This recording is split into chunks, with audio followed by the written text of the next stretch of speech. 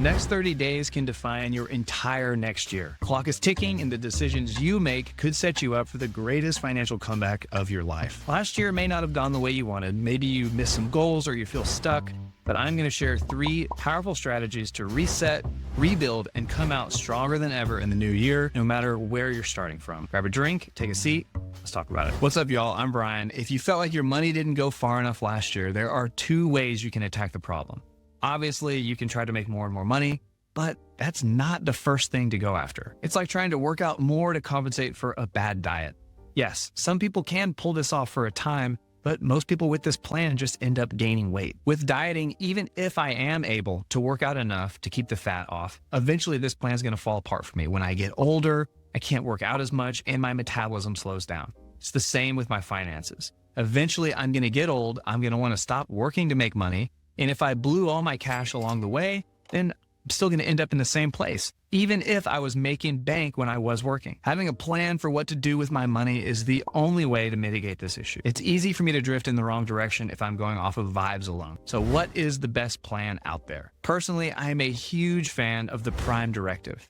On the personal finance subreddit, this is a subreddit with 20 million members. Many of them have collaborated to build the ultimate flowchart for what to do with every single dollar. This Prime Directive has over 2.5 million views. I'm going to be going over the one for the United States, but they also have a version for Australia, Canada, the EU, Ireland, New Zealand, and the UK. The Prime Directive has 7 different levels. Typically, most people can get to level 4 without too much issue. And if you can get to level 4 or beyond, then you're doing really well.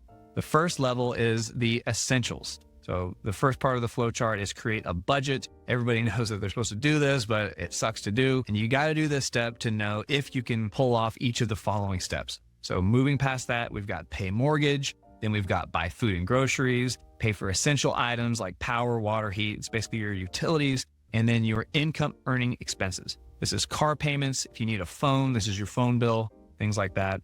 Pay for your health care, and then make minimum payments on all your debts and loans. Do this so your debts aren't getting even bigger and you're not ruining your credit score. Once you've been able to accomplish all 7 of those tasks, you've passed level 1, which is the essentials. Level 2 is for emergencies. First, build a small emergency fund that consists of $1,000 or 1 month of expenses, whichever is greater, and then pay any of your non-essential bills in full. This could be your cable, your internet, or your phone if your phone's not an essential item for you to make an income. There is one more task in the emergency category, but it's going to be accomplished later on down the line. Before completing the rest of level 2, which is emergencies, we're moving on to level 3, which is retirement savings, basic retirement savings.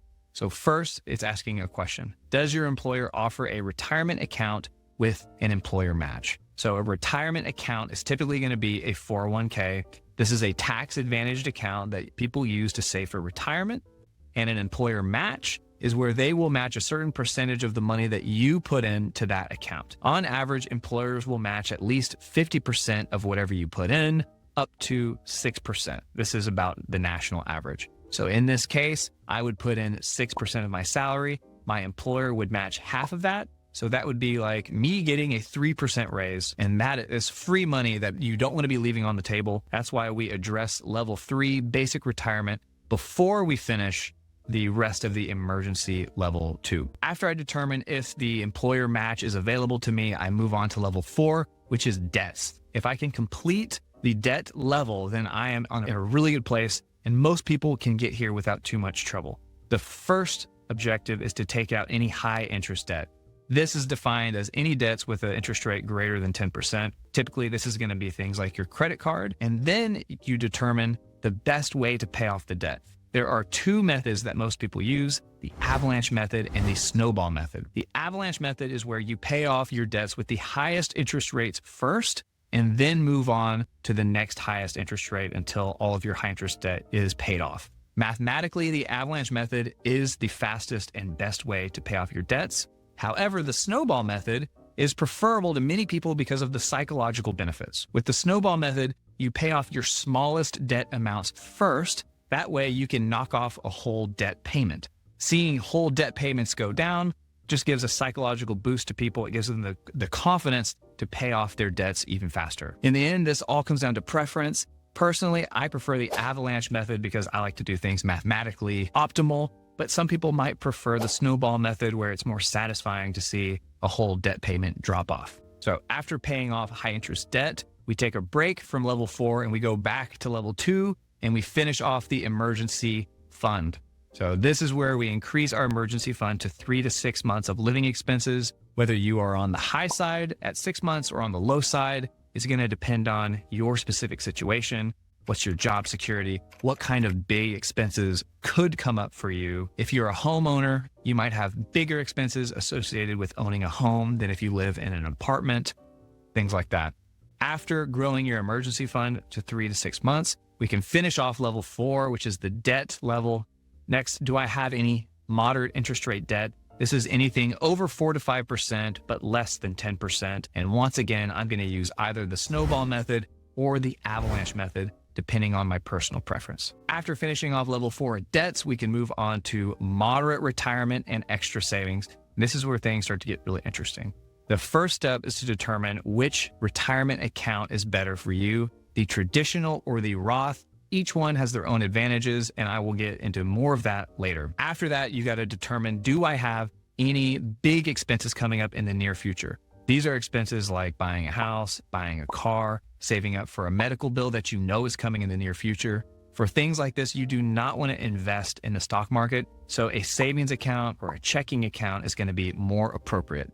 In the short term, the stock market can go up or down, so you don't want to put yourself in a tough situation if your investments drop right before you come up to a required big expense. After completing level 5, which is basic retirement and extra savings, we move on to level 6, which is extra retirement savings. And then finally, level 7 is more advanced. This is all a topic for another video though. If you can get to level 5, then you're doing really well. But let me know in the comments if you'd like to see a video on the rest of the Prime Directive. Now that you know where you're at with your spending and your plan for the future, let's talk action. As far as I'm aware, there's only one foolproof, guaranteed way to save money, and it takes advantages of our natural abilities as humans, our ability to adapt to anything. A famous study shows that once a person makes more than $75,000, making more money doesn't make a meaningful impact on increasing their happiness. Humans can adapt to almost anything through a process called hedonic adaptation. If I have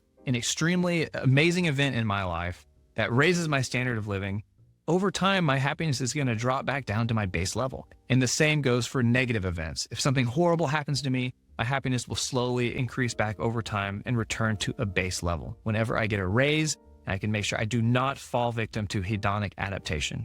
Because I know if I start spending more money, yes, my happiness might spike at first, but over time, it's going to drop back down to the base level. Because of this, I like to automate my savings so that if I get a raise, money is automatically taken out of my paycheck and goes into my retirement accounts and my savings accounts. That way, my income is always the same. It's what I'm used to, and I can continue to save more for the things that really matter to me later in life. Now that I have a plan with the Prime Directive and I'm ready to automate my savings, I need to make sure I have the best investing strategy. If you are feeling overwhelmed by the thought of investing, the simplest investing approach can be explained in 3 steps. First, let's talk about the investing approach. In the most famous and iconic investing book of all time, The Intelligent Investor by Ben Graham, he talks about investing as a spectrum, with active investing on one side and passive investing on the other. If you're an active investor, then you're putting in a ton of time, you have expertise and skill, and you're looking for investments that beat the average. This strategy can be used, but there's no guarantee that you're going to be successful.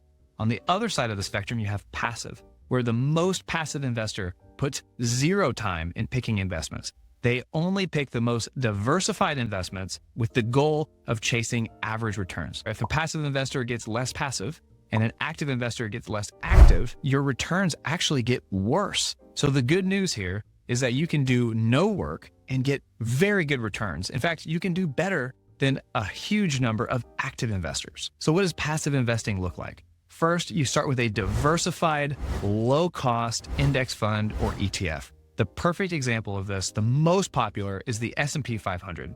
This is 500 of the largest U.S. publicly traded companies. Investing in this fund has given investors an average annual return of 10% over the last 100 years. It's a great place to start. A stock ticker that you could look into is SPY. It has an expense ratio of less than 0.1%. meaning whatever money you put in, you're going to pay less than 0.1% in fees every year. Over the long term, expense ratios can add up to quite a bit. A 2% expense ratio can eat up over half of your final savings over the course of 40 years. Investing small amounts over many, many, many years is a foolproof plan for making a lot of money.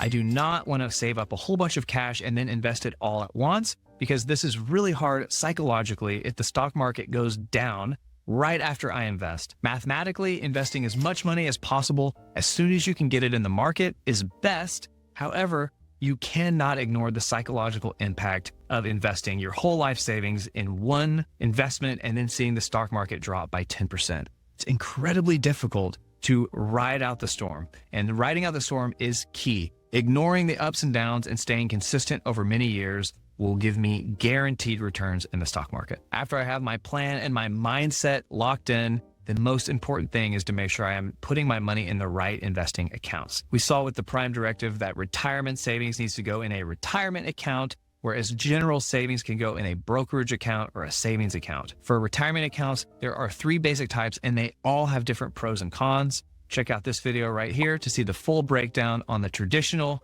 Roth, and HSA accounts. Catch you on the flip side.